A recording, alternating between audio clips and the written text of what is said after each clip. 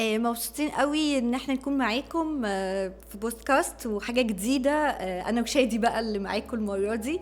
فلما يتقفل الباب هنحكي في موضوع يهم كل زوج وزوجة مصرية، ومفيش بيت ما بيتخانقش. بس احنا هنحكي انا وشادي ازاي نتخانق صح. احنا بقالنا قد ايه متجوزين يا شادي؟ 18 سنة. 18 سنة. 18 سنة عدينا باختلافات كتير. عندنا في حاجات كتير قوي صعبة وحاجات كتير حلوة وسهلة. لكن اتعلمنا من كل الحاجات اللي احنا عدينا فيها. انا مبسوط خالص يا مرمر ان انا معاكي النهاردة. احنا عملنا حاجات كتير جدا في الخدمة وقدمنا مواضيع كتير مع بعض، لكن اول مرة نصور، فانا سعيد ان احنا بنعمل ده مع بعض خاصة في الموضوع ده. احنا هنحكي مع بعض ازاي نتعلم نتخانق صح. متهيألي واحنا بنتخانق ممكن يحصل حاجة من الاتنين، يا اما يكون عندنا حكمة فنتخانق صح وده يخلي العلاقة بتاعتنا فيها تواصل وفيها عمق في التفاهم ونحس بالأمان مع بعض، وده يطور ويبني، يا اما انه بيكسر العلاقة وبيوجع العلاقة وبيهد البيت. مظبوط. منين بتيجي الخناقة؟ يعني عايز قبل ما اقول منين بتيجي الخناقة، عايز اقول بس واطمن اي حد بيسمعنا انه الخلافات الزوجية دي حاجة طبيعية، ولما بتحصل بشكل طبيعي لان احنا اتنين مختلفين عن بعض. انا بحس انه في ناس كتير بتبقى منزعجة قوي انه اوريدي في خلافات، ودايما بيحسوا انه احنا الوحاد اللي بيحصل معانا كده. يعني تملي في المؤتمرات ناس تشاور على ناس معدية جنبيها تقول شايفين البيوت مستقرة ازاي، شايفين بيحبوا بعض ازاي، شايفين ماسكين ايديهم في ايدين بعض ازاي. واحنا مش بنروح معاهم، احنا ممكن نكون شايفين حاجة من بره لكن ما نقدرش نحكم انه ما بيحصلش خلافات. فالخلافات طبيعية جدا. اللي مش طبيعي ان الخلافات دي تتطور وتوصلنا مرات للطلاق او توصلنا للمحاكم او توصلنا ان احنا مش عايزين نعيش مع بعض. فالخلافات طبيعية. إدارة الخلاف هو ده اللي احنا محتاجين نقف عنده النهاردة. متهيألي الخلاف بيجي لما بيبقى فيه اتنين بيتكلموا مع بعض والاتنين مختلفين في وجهة النظر، مختلفين في الفكرة، ففي واحد بيقول حاجة والتاني بيتجرح، ومن هنا بتبتدي ايه؟ احنا هنتخانق. طبعا. بس في اسباب كتيرة قوي للخناق. طبعا. طيب مبدئيا كائن الراجل غير كائن الست. يعني احنا مختلفين تقريبا في كل حاجة، عندنا فروق على كل المستويات. فاحنا مختلفين، فاحنا نشأنا في بيئة مختلفة. انا طالع من بيت متعود على تقاليد معينة، متعود على عادات معينة. انا عارف باباكي ومامتي كويس، فانا عارف البيت اللي انت طالعة منه، ايه اللي مأثر عليكي من البيت، وانت كمان عارفة بيتي وعارفة ايه اللي مأثر علينا. فاحنا مختلفين، فالاحتكاك او الاختلاف ده امر طبيعي ما يزعجش اي زوجين حتى لو كانوا متجوزين بقالهم وقت قليل.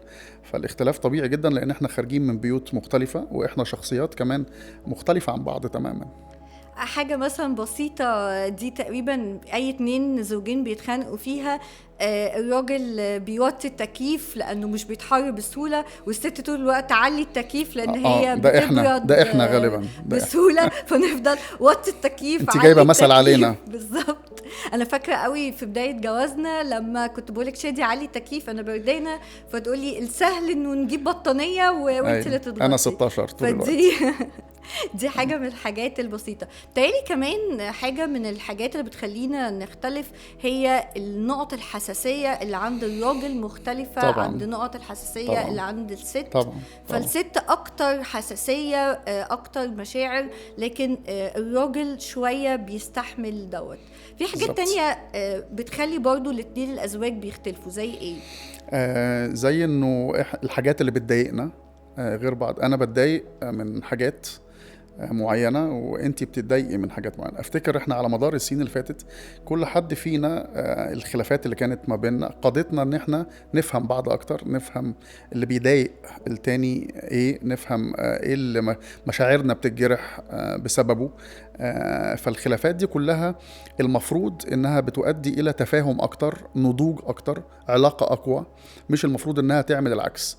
هي دي بس الحتة اللي يمكن محتاجين ان احنا نأكد عليها، انه الخلافات بتؤدي لامور ايجابية مش للامور السلبية زي ما الطبيعي انه بيحصل. احنا مختلفين مع بعض. الحاجات اللي بتضايقنا غير بعض. انا بتضايق من حاجات، انتي بتضايقي من حاجات.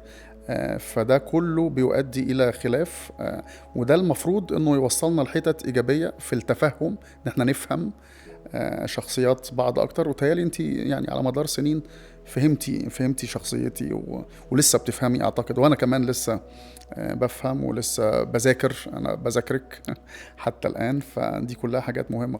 بفتكر قوي اول الجواز، ازاي انت كنت شخصيه قياديه قوي وانا كنت شخصيه بتهتم قوي قوي بالناس، وكنا كل حد فينا واخد بس انت حاليا شخصيه قياديه برضو. بالظبط، ده التشكيل اللي احنا عملناه في بعض، انه بعد 18 سنه من الجواز انا شايفه قد ايه انت لسه شخصيه قياديه، لكن كمان بتهتم وبترعى كل الناس اللي انت بتخدمهم، وانا كمان اتشكل فيا بسببك الحته القياديه.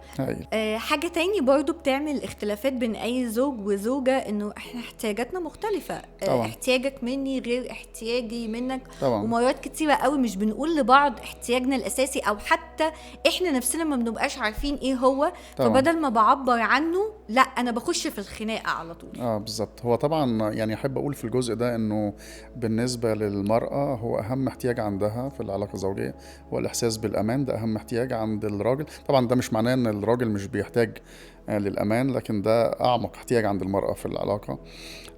لكن كمان الراجل بيحتاج للتقدير والاحترام، دول اكتر اتنين بيحتاجهم او بيحس ان هو عايزهم. ده برضو مش معناه ان الست مش محتاجة للاحترام والتقدير. فاحنا طبعا احتياجاتنا مختلفة، وعندنا مشكلة انه احنا مش بنقدر ومش بنفهم الاحتياجات دي، فبنخش على طول فعلا في الخلاف من غير ما نستوعب انه انت عندك احتياج لده او انه انت عندك احتياج لده. احنا في الحلقة دي حكينا مع بعض شادي عن انه ازاي الخناقة كده كده هتحصل جوه اي بيت ومش هنتخانق مرة ولا 2 ولا 3. الحلقة دي عدت بسلام اصلا، يعني احنا من المرات اللي جاية هنخش بقى في الحتت الغويطة، واحنا حتى مش عارفين نفتكر هو عدد المرات اللي اتخانقناها كانت قد ايه عشان نقعد النهاردة ونحكي في ده. فعدينا بكتير قوي عشان نقدر نقول ايوه هنتخانق ازاي. فاحنا حكينا في ده النهارده، لكن احنا من المره الجايه عايزين بقى نحكي طب والغلطات اللي بتتعمل جوه الخناقه ايه؟ التكسير بيجي منين؟ ليه بنوصل لمرحله جوه البيت انه مش عايزين نتكلم مع بعض؟ احنا وصلنا انه فقدنا الامل في العلاقه، فده اللي هنتكلم فيه المره الجايه. اوكي.